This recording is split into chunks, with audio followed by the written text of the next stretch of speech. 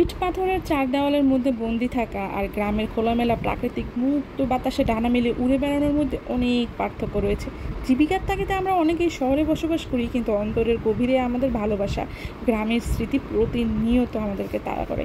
আসসালামু আলাইকুম এভরিওয়ান, চলে আসলাম নতুন একটা ভিডিও নিয়ে, নতুন কিছু কথা নিয়ে। তো এই যে মহাশয় যাচ্ছে, এই মহাশয় হচ্ছে আমার হাজব্যান্ড। এই প্রথম আমি তাকে এই যে লুঙ্গি পরা দেখতেছি। হ্যাঁ রে ভাই, হ্যাঁ সত্যি কথা, এই প্রথমেই আমি তার এই যে লুঙ্গি পরা দেখতেছি। তো সে যাচ্ছে ডাব খেতে। এই যে ডাব পাড়া হয়েছে আমাদের বাড়ি, যেহেতু বরিশালে, তো বরিশালে অনেক ডাব গাছ আছে।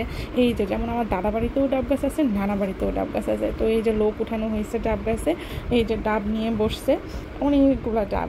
তো আমরা এরকম যখন ছোটোবেলায় সবাই একসাথে হইতাম, ভাই বোনেরা কোল হয়ে বসতাম, আর একজন ডাব কাটতো, ডাব কেটে আমাদেরকে দিত। আর কী যে ভালো লাগতো পুকুর পাড়ে বসে এরকম ডাব খাইতাম। আমার নানা বাড়িতে বেশি সময় আমার কাটানো হয়েছিল, তো সেক্ষেত্রে নানা বাড়ির স্মৃতিটাই অনেক বেশি তাড়া করে, অনেক বেশি মনে পড়ে।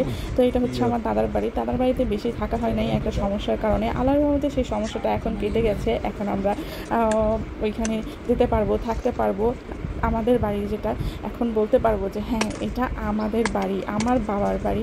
তো এই যে এই চাচা তো ডাব কেটে দিচ্ছে ওনাদেরকে, তারা তো সেই মজা করে ডাব খাচ্ছিল একদম দুপুরবেলা, ভর দুপুরবেলায়। যে দেখেন কী পরিমাণ রোদ আছে, আর এই সময় যদি কেউ ডাব কেটে দেয় কী ভালো লাগে। তো আমাদের বরিশালে কিন্তু এরকম কাঠের ঘর আপনারা অনেক দেখতে পাবেন।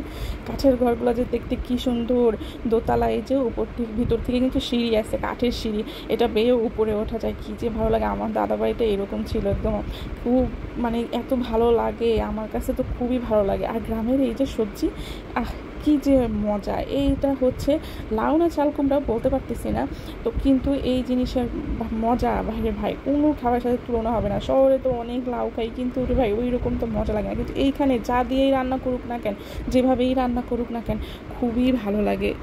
আমরা কিন্তু অনেকেই শহরে থাকি, কিন্তু আমাদের মনটা পড়ে থাকে সেই গ্রামে। প্রতিনিয়ত আমরা সেই প্রিয় গ্রামকে মিস করি। আর গ্রামের এই প্রকৃতির প্রেম সেই বুঝবে যার শৈশব কেটেছে গ্রামে, সে এক মধুর স্মৃতি। শহরের চেয়ে গ্রামের প্রাকৃতিক সৌন্দর্য অনেকটা বেশি, তাই এই গ্রামের প্রকৃতির সৌন্দর্য এত যে ভালো লাগে, এত যে মনে পড়ে, গেলে আর মনে হয় না যে শহরে আসি, ইচ্ছাই করে না শহরে আসতে। গ্রামের আকাশটা একটু বেশিই মনে হয় নীল, মাঠের বাতাসটা আমার কাছে মনে হয় একটু বেশি শান্ত।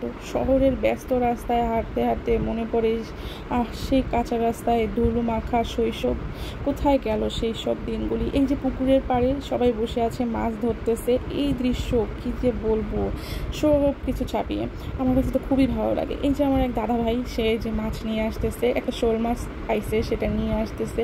এই যে একটা দৃশ্য কত যে ভালো লাগে। ছোটোবেলায় এরকম পুকুরের চারপাশে বসে থাকতাম, তারপরে সবাই মাছ ধরতো, আর আমরা ভাই বোনেরা মিলে দেখতাম কি একটা উৎসাহ, কি মাছ ধরা হইলো এখন, কি মাছ উঠলো এখন, কত বড় কত ছোট, এইরকম। এটা হচ্ছে আমার দাদাবাড়ির পুকুর। এই পুকুরে আছে অনেক মাছ, আগে অনেক মাছ ছিল, এখন অবশ্য কমে গেছে। তো এই যে এখন বলতে পারবো এটা আমার বাবার বাড়ি, এতদিন বলতে পারি নাই, একটা সমস্যার কারণে হয়তো বললাম।